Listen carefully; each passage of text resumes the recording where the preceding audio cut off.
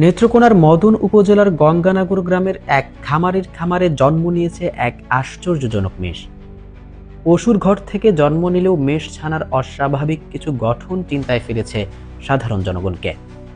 প্রথমত, মেষ ছানার শরীরে কোনো ধরনের পশম নেই এবং আশ্চর্য করার বিষয় হচ্ছে মেষ ছানাটির মাথা কিছুটা মানুষের মাথার মতো এবং যেখানে একটি পশুর চোখ থাকার কথা দুটি, সেখানে এই ছানাটির কপালের মাঝখানে বড় একটি চোখ।